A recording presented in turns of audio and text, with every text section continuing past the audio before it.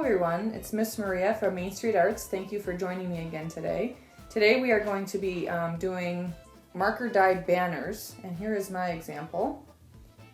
These are my daughter's marker dyed banners that we did yesterday. And it's just using materials found around your house. So for materials, this is fabric. So I used a old white pillowcase that I had, and I also, for today, I cut up a white t-shirt into some little kind of squares. You can use an old sheet, white t-shirts, anything that's kind of a cotton material would be fine. And to hang it, I just collected some sticks from my yard. So you could get some sticks that are about, the same width as your fabric. Of course, I've got my markers. These are washable markers, so Crayola, I don't know what brand this is. Yeah, I guess this is Crayola too. Any brand of marker that is washable is what we want. We also want water, will be our main ingredient for making it kind of flow out onto the fabric. And I've got a paintbrush, and I have this little spritzer around my house, or if you have a spray bottle, that works too. But if you don't have this, that's fine, just a paintbrush would be fine. I have a kitchen towel, a dish towel, because we are going to be using water, and if you want your table to stay clean, then you're going to want to put a dish towel under your banner. Also, it's going to help absorb some of the water so it doesn't kind of pool onto your picture. Other things, I have some tape because I'm going to tape my fabric down. It's going to be easier to color if it's taped down. I have some yarn. That's how I hung these up and hung the fabric to the wood piece as well. But you can use anything from string or yarn, anything like that. I also have, if you notice on this, I have a Sharpie.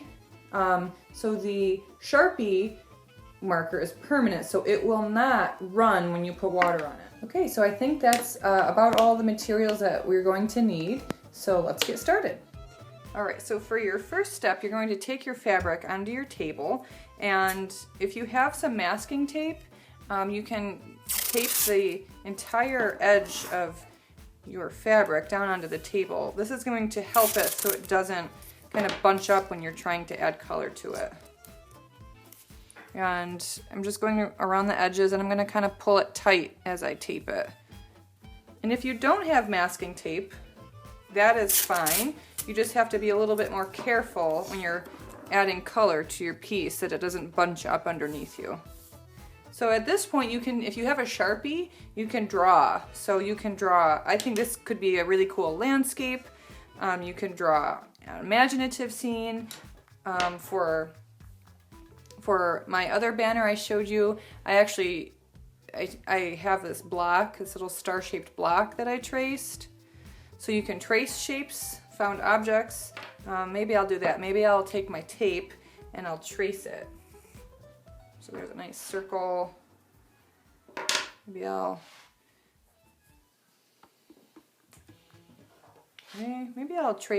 take my scissors. That might be kind of cool. Kind of have the shapes overlap. Kind of cool. Let's see. Maybe I'll do a circle again, a half circle down here. And I'll do the outer edge. Just kind of using what I have around. You certainly don't have to trace shapes, and you certainly don't have to do a drawing first. If you don't have a Sharpie, that's okay. You can always draw on your fabric once it's dry with a regular washable marker. All right, I think I'm gonna leave it at that. That looks kind of cool. And then you're gonna take your markers, and this is where you're going to add the color. So again, once we add water, this is all going to kind of blend together. So you don't have to be too particular about where you put your color, because it'll all kind of end up fading out together. Kind of be like a tie-dyed shirt. So I'm just adding some color here, kind of big splotches of color. And the more color, the better for sure. You can definitely blend colors together, overlap colors, make a third color. You can even add some polka dots, or you could add stripes and see what happens with those once you add the water. So that could be kind of interesting. So then once you're done, you can peel off your tape. And then if you wanted to at this point, you can go around the edge and kind of add some more color if you didn't want that white. Definitely trickier to add color once it's not taped on. All right, so now your next step is going to be to add water, and I recommend at this point putting like a dish towel down or some paper towels down. It's going to help absorb some of the water that we put on. So then you're going to put your piece right on top, and you'll have your water and your spray bottle if you have one, and if you want one, and then a paintbrush. And then you're basically just going to take, your paintbrush and dip it into the water and then put it on your fabric, and as you can see, the colors start to blend together. You can use your spray bottle too. Just kind of spray it on. And it takes a while for the water to kind of permeate through the fabric and really start to blend, but just have some patience. Keep adding more and more water. Now you don't want to add too much water because all of the color from the marker will just run right out of the fabric. So it's kind of a happy medium. So as you can see, my colors are starting to really blend together really nicely. You can even kind of dribble some water onto it, see what happens. All right, I think that looks like it's pretty well blended, and then you kind of pick it up and see. As you can see, it almost looks kind of tie-dyed. That's cool. And you could always go back at this point if you wanted to add more color right on top. That's fine too at this point. So the possibilities are endless. You could keep layering.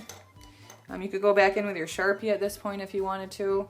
You could keep adding a little bit more water to see what happens, kind of here and there, splotches.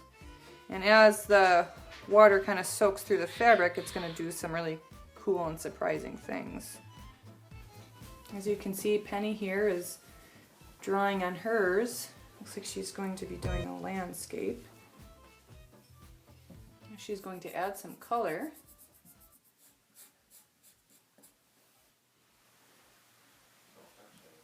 All right, so here's Penny. She's going to be adding waters to hers now. Okay, so the next step is once your banner is dry, you're going to get your stick and you're going to attach it. I have a stick here, but you could also use a wooden dowel if you have one. So a couple different ways that you could do this. You could, if you have a hot glue gun or fabric glue, you could always just glue it to your stick. But I'm going to actually use some yarn here, and I'm just going to cut some little slits in my yarn, in my my fabric here. One on the end, one in the middle, and one on the other end. There. And then I've got my yarn here that I cut up. I'm just going to thread it through the little hole. And then once I have the thread through the hole, I'm just going to tie it to my stick. I'm going to leave a little gap there for it to hang. And then I'll do that to my other ones. Okay, and then I'll trim these. I think that's a sufficient way to attach it there.